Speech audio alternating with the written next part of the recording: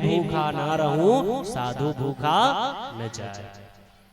इतना धन चाहिए, क्योंकि हम गृहस्थ आश्रम में हैं। गृहस्थ आश्रम में धन तो चाहिए ही चाहिए, बिना धन का कैसे होगा। और कहा गया है महाराज, धन्यो गृहस्थ आश्रम, आप ही के द्वारा ये जितने आश्रम है ना, और ये सब आश्रम आप ही के द्वारा चलायमान होते हैं। आप ही संत महात्मा को भिक्षा दोगे, हम जैसे ब्राह्मणों को दान दोगे, तभी जाकर के महाराज ये सब आश्रमों की व्यवस्था चलती है। हम लोगों के पास कोई फैक्ट्री नहीं है क्या? कोई फैक्ट्री हमारे पास न प्रॉपर्टी है हमारे नाम, तो आप लोग जो देते हो उसी से चलता है। यानी गृहस्थ आश्रम से ही सभी आश्रमों की व्यवस्था चलती है। इसलिए गृहस्थ आश्रम में धन की आवश्यकता बिल्कुल है, लेकिन धन कैसा हो? सदमार्गी हो, धर्म परायण हो, और धर्मबद्ध हो, और धर्म के लिए हो। धन हो तो धर्म के लिए हो, है ना? और धर्म में जब उपयोग होगा महाराज, तब क्या कहना है। फिर तो गृहस्थ के यहाँ ही कौन आएंगे? ध्रुव जैसे भक्त आएंगे, और प्रहलाद जी जैसे भक्त आएंगे, है ना? बोलिए कृष्ण कन्हैया लाल की। अब महाराज एक दिन भगवान की कृपा से नाना प्रकार के उपद्रवों को मचाया है। किसने? राजा इंद्र ने। दिव्य बारिश होने लगी है, घमासान बारिश हो रही है, ट्रिप ट्रिप बरस रहा है पानी।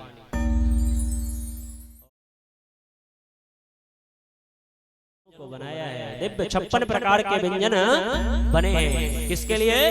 कन्हैया को भोग लगाने के लिए। देखिए आज हमारे संत श्री राजकिशोर सिंह जी भी 56 प्रकार के व्यंजन भगवान के लिए रखे हैं, और गोवर्धन भगवान इसको पाएंगे भी। अब भगवान के पास में जाकर के ग्वाल वालों ने, सबने, जितने भी थे, सबने प्रार्थना किया है कि गोविंद रक्षा करो, रक्षा करो। क्योंकि क्यों रक्षा करो? क्योंकि सारे पे पानी ही पानी, पूरा एकदम इंद्र ने इतना अव्यवस्था फैला दिया है कि जिसकी सीमा नहीं है। जैसे कभी कभी होता है ना, बारिश के महीने में भगवान ज्यादा बारिश कर देते हैं तो लोग भगवानों को गाली देने लगते हैं, कहते हैं कि इनको रात में समय नहीं मिलता, दिने में बारिश कर रहे हैं, ऐसा कहते हैं ना माता जी गांव में। उसी तरीके से सबने आकर के भगवान के पास में हाथ जोड़ा है, और भगवान से प्रार्थना किया है कि प्रभु भगवान ही कारणं तत्र सर्वयज्ञो जगदीश्वर अनुग्रहं निग्रहं वा मन्यसे तद्विधेनः। भगवान ने मैया के पास में जाकर के पूछा है कि मैया आज तुम नाना प्रकार के पकवान क्यों बना रही हो?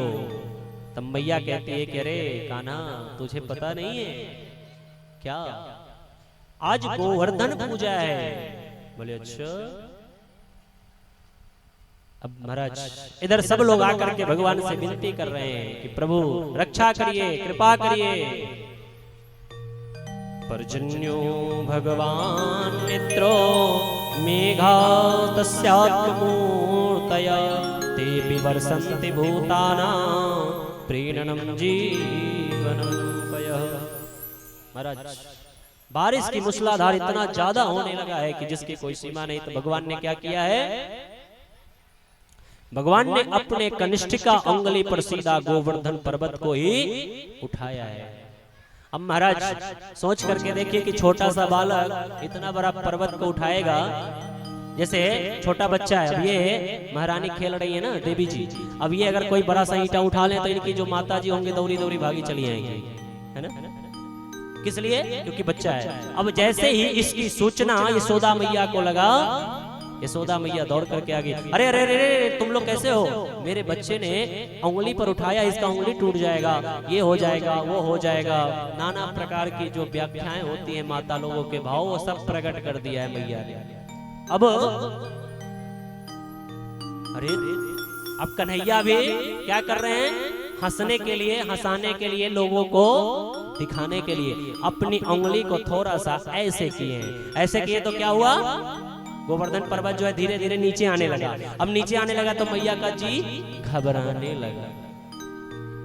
तो मैया का जीव घबराने लगा तो सबने क्या कहा, अरे रुको रुको रुको, लाठी लाओ डंडा लाओ। अब सब लाठी डंडा लेकर के लगाने लगे हैं, नीचे से सपोर्टिंग दे रहे हैं। लेकिन महाराज रुकेगा क्या वो इतना विशाल गोवर्धन पर्वत? रुकेगा?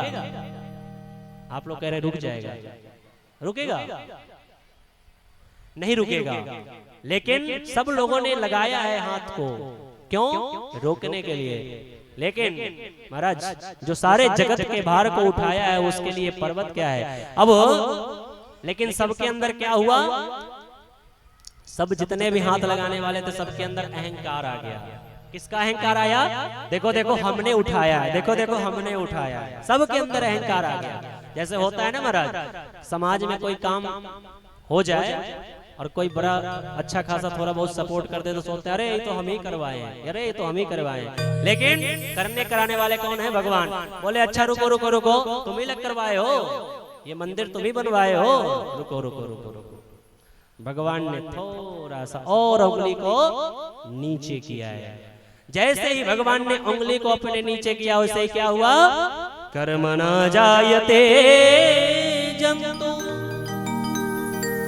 कर्मणैव विलीयते सुखम दुखम भयम क्षेमम। देखिए अभी तक क्या था? सुखम था, मतलब सुख में थे। सुख कैसा था? अहंकार का सुख था। अरे भाई ये बिल्डिंग तो हमने बनवाया है, अरे भाई ये हम करवा रहे हैं, अरे भाई ये हम करवा रहे हैं, ये क्या है? सुख है। अब क्या हो रहा है महाराज? दुखम भयम क्षेम, दुखम भयम क्षेमा। अब जैसे ही भगवान ने उंगली को नीचे किया वैसे क्या हुआ? क्या हुआ? दुख आ गया। दुख मतलब जैसे कि जो भी हमारे समाज में बहुत सारे लोग होते हैं, रुपया के मद में चूर होते हैं, अहंकार इतना बढ़ जाता है महाराज की भगवान की कथा हो रही है वहां भी नतमस्तक होने का नाम नहीं लेते। बहुत जगह ऐसे देखने को मिलता है। लेकिन महाराज एक बार अगर गोविंद की झटका लगता है तो सारा भाव बिगड़ जाता है। फिर क्या होता है? दुखम भयम क्षेमम कर्णैवा विवध्यते। अब देखिए सबने एक दूसरे के साथ में वार्तालाप करने लगा है। अरे भाई मैं छोड़ के निकल रहा हूँ, अरे भाई मैं हट रहा हूँ, अरे भाई मैं हट रहा हूँ, क्योंकि ये गिरने वाला है। और कन्हैया अंदर अंदर मुस्कुरा रहे हैं। भगवान खुश हैं, प्रसन्न हैं, बोले कि सबकी अपनी अपनी औकात समझ में आ गई है ना, सबकी औकात समझ में आ गई। फिर भगवान ने गोवर्धन पर्वत को उठाया है। बोलिए गोवर्धन भगवान की, श्री गोवर्धन महाराज महाराज